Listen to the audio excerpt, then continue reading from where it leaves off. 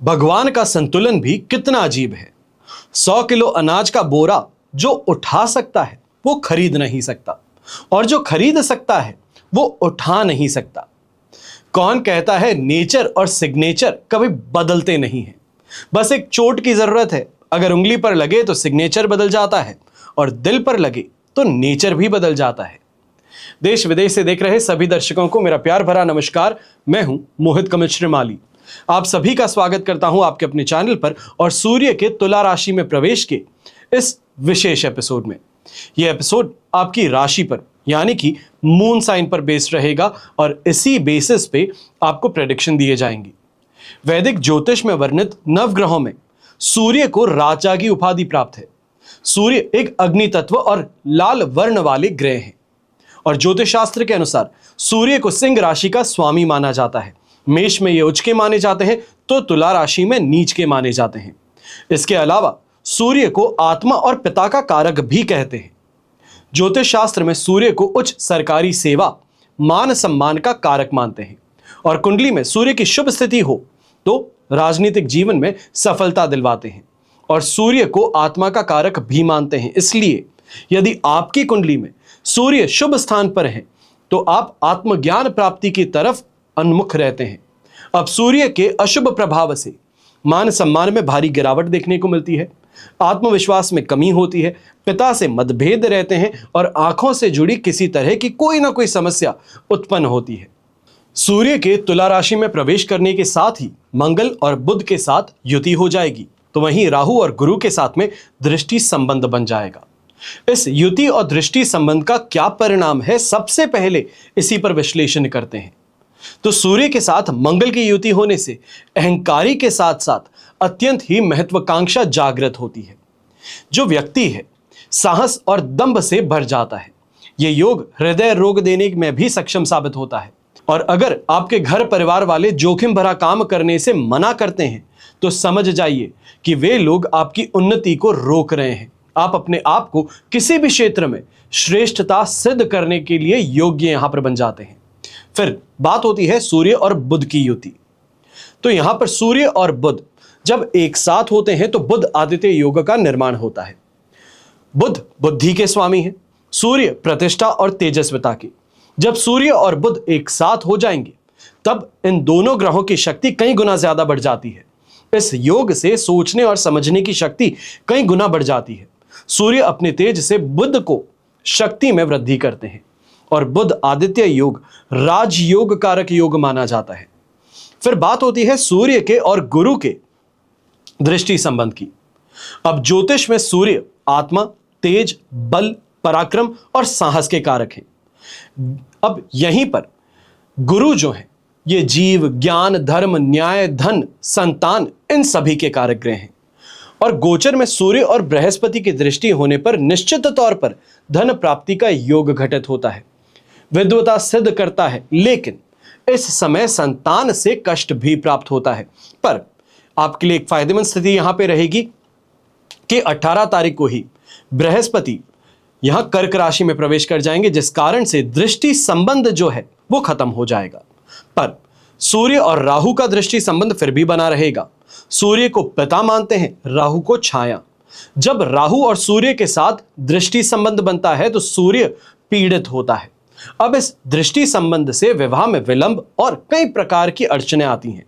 संतान के संबंध में भी समस्याएं आती है। नौकरी है, व्यापार है, इसमें बाधा और महत्वपूर्ण कार्यों में बार बार व्यवधान मिलते हैं। लाख प्रयास करने के बाद में भी यश जो है नहीं मिल पाता।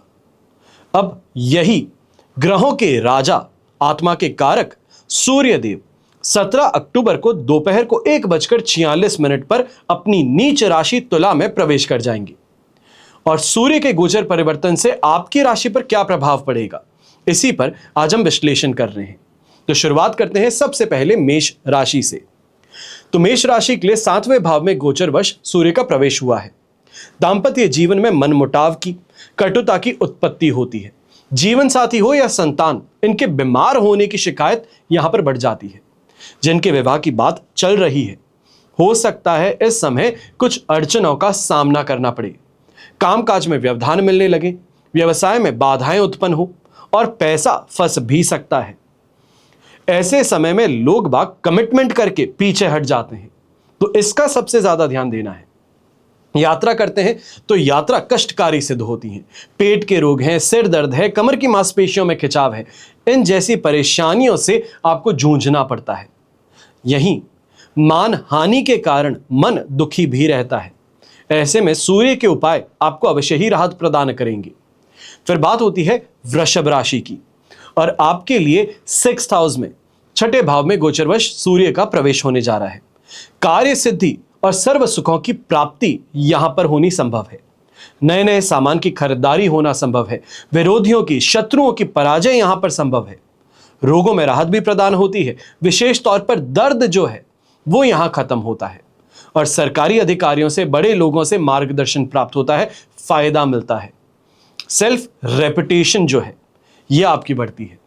रोग और शोक से राहत मिलती है। तन और मन दोनों स्वस्थ और प्रसन्न रहने लगते हैं। ऐसे समय में यंगस्टर्स जो हैं, स्टूडेंट्स हैं, एकेडमिक स्टूडेंट्स हैं, कोई कंपटीशन एग्जाम की तैयारी कर रहे हैं, तो आपको यह समय बहुत बहुत शुभता प्रदान होगी। व्यापारी वर्ग हैं, विस्तार के लिए भविष्य की योजना बनाने में सफलता हासिल करेंगे। अब ऐसे में बेहतर को बेहतरीन बनाना चाह रहे हैं तो अवश्य इस एपिसोड के अंत तक बने रहिएगा, क्योंकि सूर्य से जुड़े उपाय आपको मैं बताने वाला हूं। फिर बात होती है मिथुन राशि की, तो आपके लिए पंचम भाव में गोचरवश सूर्य प्रवेश करने जा रहे हैं। अब इससे शुभ प्रभावों में वृद्धि होने लगेगी। संतान पक्ष से शुभ समाचार मिल सकते हैं। संतान की आशा है तो खुशखबरी भी मिल सकती है। रोजगार में मानसिक भ्रम उत्पन्न होगा। शारीरिक और मानसिक शक्ति में, क्षमता में कमी आ सकती है। आर्थिक हानि भी संभव है। अब पर खुद का या संतान के स्वास्थ्य की चिंता जो है वो भी यहां पर सता रही है। ये कहा जाए, ये लिंगरिंग थॉट जो है ये परेशानी का कारण है। सरकारी अधिकारियों से वाद विवाद भी उत्पन्न होगा। यात्रा करते हैं तो दुर्घटनाग्रस्त होने की संभावनाएं भी बन सकती हैं, और खुद को कमजोर, असहाय ये अब ज्यादा महसूस करेंगे। लाचार और बेबस महसूस करेंगे। इसके लिए छोटे भाई बहनों को लाल रंग की कोई भी वस्तु है तो वो तो भेंट कर ही दीजिएगा। साथ ही साथ इस एपिसोड के अंत में बने रहेंगे तो सूर्य से जुड़ा एक विशेष उपाय मैं आपको बताऊंगा जो आपके लिए सबसे ज्यादा महत्वपूर्ण सिद्ध होगा।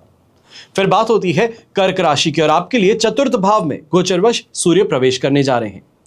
अब यह स्थिति मानसिक और शारीरिक समस्याओं को उत्पन्न करने वाली है। घरेलू झगड़ों के कारण सुखों में कमी भी आएगी।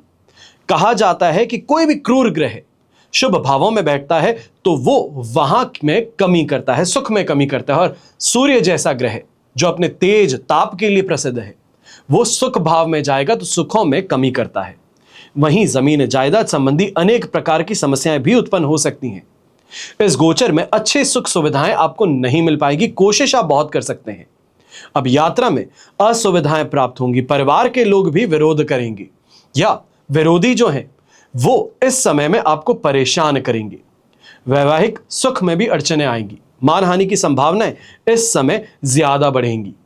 उपाय के तौर पर हर सुबह गायत्री मंत्र का 108 बार जाप करना आपके लिए शुभ साबित होगा।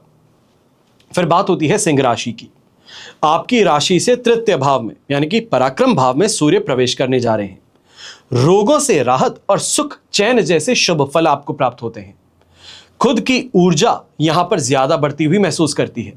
परिवार से, नॉन एक्वेंटेंसेस से, उच्च अधिकारियों से मेल मुलाकात आपकी बढ़ती है। यह कहा जाए रुतबा, रौब जो है ये बढ़ता है। संतान और मित्र से फाइनेंशियल गेन और सम्मान प्राप्त होता है। भाई बहनों की तरक्की के आसार भी बनने लगते हैं, और शत्रुओं की आसानी से यहां हार संभव है। व्यक्ति लक्ष्मी और मान प्रतिष्ठा प्राप्त करता है, यह विशेष तौर पर आपको ध्यान रखना है। और इस अवधि में उच्च पद की प्राप्ति भी संभव है। प्रमोशन की संभावना यहां पर है। उपाय के तौर पर बेहतर को बेहतरीन बनाना आपके लिए अनिवार्य है। तो सूर्य देव से शुभ परिणामों को प्राप्त करने के लिए दाएं हाथ की अनामिका उंगली में लाल माणिक्य अगर आप पहन सकते हैं तो यह आपके लिए शुभ साबित होगा। फिर बात होती है कन्या राशि की।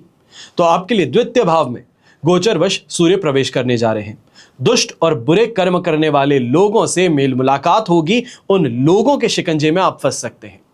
खुद का स्वभाव भी धोखेबाजी का, धोखाधड़ी करने वाले का बन सकता है। सिर में दर्द रहने लग सकता है, आंखों में इन्फेक्शन या धुंधलेपन की समस्या भी उत्पन्न हो सकती है। अब यहां पर व्यापारी हैं और धन संपत्ति के सौदों में थोड़ा पैसा फंसने से डर लगा रहेगा। दोस्त हैं, सगे संबंधी हैं, इनसे झगड़ा भी आपका बढ़ेगा। यह कहा जाए पूरा महीना जो है आप इन्हीं में जूझते हुए नजर आएंगे कि जिस बात को मैं समझाना चाहता हूं, जैसे समझाना चाहता हूं, कोई समझने को तैयार नहीं है और ये क्लैशेस बढ़ाता है। लेकिन धन भाव में सूर्य के आने से धन प्राप्ति के योग भी बनते हैं। पैतृक संपत्ति से यहां पर लाभ प्राप्त होगा। सूर्य के उपाय अगर आप करें तो आपको इससे राहत भी प्रदान होती है। उपाय के तौर पर गुड़ से बनी रोटी गाय को अगर खिलाते हैं तो यह आपके लिए शुभ साबित होता है। फिर बात होती है तुला राशि की, और आपके लिए राशि भाव में ही गोचरवश सूर्य प्रवेश कर चुके हैं। ये आप में अहंकार की भावना को बढ़ाता है, पैसों का नुकसान करवाता है, मान सम्मान में कभी करवाता है। स्वास्थ्य इस समय साथ नहीं निभाता। ये कहा जाए ब्लड प्रेशर है, हार्ट प्रॉब्लम है, थकान है, पेट के परेशानी है, इनके कारण आपको कष्ट उठाना पड़ता है। यहां पर यह भी संभावना है कि आंखों के रोगों के कारण भी आपको यहां त्रस्त रहना पड़े। अधिकतर समय बिना किसी कारण के घूमते रहेंगे, कई बार कार्यवश अपने परिवार से दूर भी जाएंगे और संबंधियों से, मित्रों से, सज्जनों से झगड़ा या विवाद इस समय में मानसिक संताप का कारण बन सकता है। लेकिन सूर्य का राशि भाव में आना एक सिल्वर लाइनिंग भी देता है, एक शुभता भी प्रदान करता है, आत्मविश्वास को बढ़ाता है, कार्य क्षमता और कार्य कुशलता को बढ़ाता है। तो ये एक तरफ से फायदेमंद भी बन सकता है, पर दोधारी तलवार भी बनता है। अब बात करते हैं वृश्चिक राशि की। तो आपके लिए 12th हाउस में सूर्यदेव प्रवेश करने जा रहे हैं। ये कार्य है, व्यवसाय है, पद प्रतिष्ठा है, इसमें समस्याएं उत्पन्न कर सकता है। इस समय नौकरी खो देना यह भी संभावना बन सकती है। खर्च बेतहाशा बढ़ जाते हैं, कई प्रकार की कठिनाइयां, मुसीबतें झेलनी पड़ती हैं। बुखार है, इन्फेक्शन है, इन जैसी परेशानियां भी पैदा हो जाती हैं। पेट की गड़बड़ी यहां पर ज्यादा रहती है। पिता के स्वास्थ्य को लेकर के इस समय आप चिंतित ज्यादा रहते हैं और सरकारी विभाग की ओर से भी विरोध प्राप्त होता है। आंखों में कष्ट की संभावना बनती है। मित्र हैं, उनसे व्यवहार शत्रुतापूर्ण बन जाता है, जेलसी उत्पन्न हो जाती है, अपमानित होने की स्थिति बन जाती है। लेकिन विदेश जाने का मौका इस समय आपके लिए बन जाता है, चाहे अब लेजर के लिए जाएं या प्रोफेशनल के लिए जाएं, यह आप पर निर्भर करेगा। पर फॉरेन ट्रैवल अगर सोच रहे हैं तो इस समय अवधि में अवश्य हो सकता है। तो ये नेगेटिविटी से अपने आप को बचाने के लिए आपको हर रोज सुबह जल में लाल गुलाब की पंखुड़ियां डालकर सूर्यदेव को अर्घ प्रदान करना चाहिए। इतना छोटा सा उपाय करें तो यह आपके लिए शुभ साबित होगा। फिर बात होती है धनु राशि की, और आपके लिए एकादश भाव में गोचरवश सूर्यदेव प्रवेश करने जा रहे हैं। इनकम कहिए, सेविंग कहिए, इसके योग हैं बढ़ने के। कैरियर में भी परफॉर्मेंस और बेहतर बनने के कई प्रकार से लाभ है, आर्थिक उन्नति है, फाइनेंशियल गेन है, शानदार खाना पीना है और प्रमोशन है, नई नौकरी का प्रस्ताव है, बड़े लोगों का सहयोग है। यह सभी प्राप्त करने का समय है। स्वास्थ्य अच्छा रहेगा, मांगलिक कार्य है, पूजा पाठ है, अभिषेक है, इसमें मन लगेगा। आध्यात्मिकता और सात्विकता में वृद्धि होगी और ऐसे समय में सरकारी विभाग से जो जुड़े लोग हैं उनकी सहायता आपको प्राप्त होगी। प्रमोशन का भी यह समय आपके लिए बन रहा है और पिताजी से भी इस समय लाभ आपको प्राप्त हो सकता है। ये बेहतर को बेहतरीन बनाना चाह रहे हैं तो पिताजी का सम्मान करें और घर से बाहर निकलने से पहले हर सुबह उनका आशीर्वाद जरूर लें। इतना सा अगर कर लेंगे तो आपके जीवन में 4 चांद लग सकते हैं। फिर बात होती है मकर राशि की, और आपके लिए दशम भाव में गोचरवश सूर्य महाराज प्रवेश कर रहे हैं। अब रुपए पैसे हैं, हेल्थ है, दोस्त हैं, इनका सुख प्राप्त होगा।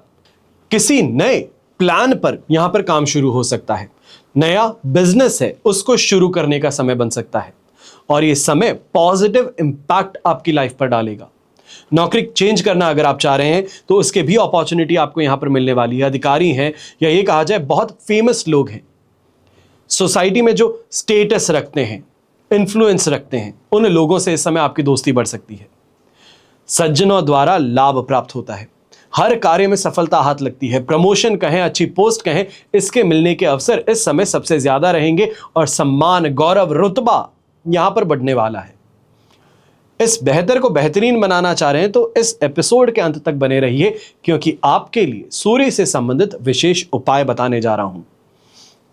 फिर बात होती है कुंभ राशि की। आपकी राशि से नवम भाव में गोचरवश सूर्य का प्रवेश होगा। कार्य क्षेत्र में, कैरियर में यह समय पॉजिटिव है। पर लंबे समय से मकान खरीदने के लिए अगर आप प्रयास कर रहे थे तो इस समय अब आपको सफलता हाथ लग सकती है। गवर्नमेंट कोई ना कोई प्लानिंग है या तो फिर कोई इस समय में योजना है, तो ये आपको लाभ पहुंचा सकती है। वर्चस्व में, रुतबे में फिर भी कमी देखने को मिलेगी। ये यहां पे कह सकता हूं कि बेचारा महसूस करने वाली बात जो है वो यहां पर आप ज्यादा महसूस करेंगे। झूठे आरोप आप पर लगाए जाएंगे। बिना किसी कारण के खर्च या फिर फाइनेंशियल लॉस भी संभव हो सकता है। यही सही समय है व्यवसायिक आय को, लाभ को बढ़ाने का, सही तरीके से कंसंट्रेट करने का कि क्या किया जा सकता है कि नुकसान को रोकें, प्रॉफिट्स को बढ़ाएं, कैसे सेविंग्स को बढ़ाएं। क्योंकि ये समय जो है ये आपके कहीं ना कहीं कार्य में, आपकी व्यवसाय में बाधा उत्पन्न करने वाला है। हेल्थ इस समय साथ नहीं निभाने वाली है। घर में किसी धार्मिक कार्य का अगर आयोजन हो रहा है तो वहां पर भी आपको थोड़ा ध्यान ज्यादा रखना होगा। फिर बात होती है मीन राशि की। आपके लिए अष्टम भाव में गोचरवश सूर्य का प्रवेश होने जा रहा है। इस समय में पिताजी के स्वास्थ्य को लेकर के चिंताएं आपकी ज्यादा बढ़ रही हैं। ऑफिस में भी आपकी परफॉर्मेंस धीरे धीरे घट रही है, या ये कहा जाए एक्सटर्नल फैक्टर्स जो हैं ये आपकी परफॉर्मेंस पर इंपैक्ट डाल रहे हैं। कुछ लोगों को नौकरी से हाथ भी धोना पड़ सकता है। कुल मिलाकर के व्यावसायिक दृष्टि में यह समय शुभ नहीं कहा जाएगा। शत्रुओं से, विरोधियों से विवाद इस समय बढ़ने वाला है। और खुद की सेहत की भी बात करते हैं तो बवासीर है, इनडाइजेशन है, इन जैसे रोग इस समय पैदा हो सकते हैं। जीवन साथी को भी इस समय कष्ट उठाना पड़ सकता है। खर्च ज्यादा होंगे। बुखार, हाई ब्लड प्रेशर के कारण हॉस्पिटलाइज होने तक की नौबत आ सकती है, इसके लिए सावधान ज्यादा रहना होगा। अब ये हमने बात की है, विश्लेषण किया है मेष से लेकर मीन राशि के लिए कैसा समय रहेगा आने वाला एक महीना, यानी कि 17 अक्टूबर से लेकर के 16 नवंबर तक। पर अब हम बात करने जा रहे हैं सूर्य दोष निवारण के उपायों की। सबसे पहले हर रोज सूर्य को अर्घ देना, यह आपके लिए उपाय है। दूसरा, भगवान विष्णु या भगवान श्री राम की पूजा उपासना करें तो यह आपके लिए शुभ साबित होगा। सूर्य के दोष से आपको राहत प्रदान करेगा। सूर्य ग्रह की शांति के लिए सूर्य के एकाक्षरी मंत्र ओम घृणी सूर्याय नमः, इस मंत्र का आप जाप कर सकते हैं। और सूर्य के बीज मंत्र ओम राम रीम रोम सह सूर्याय नमः, हर रोज इस मंत्र का जितना हो सके उतना जाप करें तो शुभ साबित होगा। और सूर्य का गायत्री मंत्र है ओम आदित्याय विद्महे दिवाकराय धीमहि तन्नो सूर्य प्रचोदयात्। इस मंत्र का आप उच्चारण करेंगे तो भी आपके लिए शुभता बनी रहेगी। अब जिन लोगों के लिए यह सूर्य का गोचर शुभ है तो आप आदित्य हृदय स्तोत्र का पाठ करना शुरू कीजिए। यह सर्वश्रेष्ठ परिणामों की प्राप्ति करवाएगा। सूर्य ग्रह की शांति के लिए आप 1 मुखी या 12 मुखी रुद्राक्ष भी धारण कर सकते हैं। तो साथ ही साथ सूर्य के प्रतिकूल प्रभावों से रक्षा के लिए 12 आदित्य कवच आप धारण करें तो अति उत्तम यह आपके लिए सिद्ध होगा। यह हमने बात की है क्या धारण किया जाए, क्या जाप किया जाए। पर दान की बात करें तो हर रविवार को सुबह सूर्य की होरा में, यानी कि सूर्य उदय से 1 घंटे के भीतर भीतर गेहूं है, गुड़ है, घी है, तांबा है, लाल कपड़ा है, मसूर की दाल है, हो सके संभव हो पॉकेट अलाउ करे तो सोने का दान, गाय का या बछड़े का दान करना, यह आपके लिए शुभ साबित होता है। अब यही दान सूर्य के नक्षत्रों में किए जाएं। कृतिका नक्षत्र है, उत्तरा फाल्गुनी नक्षत्र है, उत्तराषाढ़ा नक्षत्र है, इनमें किया जाए तो ये शुभता को और बढ़ाते हैं। इस उपाय के अंतर्गत सभी वस्तुओं का एक साथ भी दान किया जा सकता है और एक एक कर भी दान किया जा सकता है। सूर्य की कमजोरी से अपयश है, हृदय रोग है, हड्डियों की समस्या है, अगर ये आप जूझ रहे हैं तो रविवार को आप दान करें तो सबसे बेहतर रहेगा। इन सभी परेशानियों से आपको राहत प्रदान होगी। तो वहीं जब भी नहाते हैं, जब ये गोचर की हम बात कर रहे हैं तो सूर्य अनिष्टकारक है, तो व्यक्ति को स्नान करते समय जल में खसखस या तो फिर लाल फूल या तो फिर केसर डालकर स्नान करनी चाहिए है।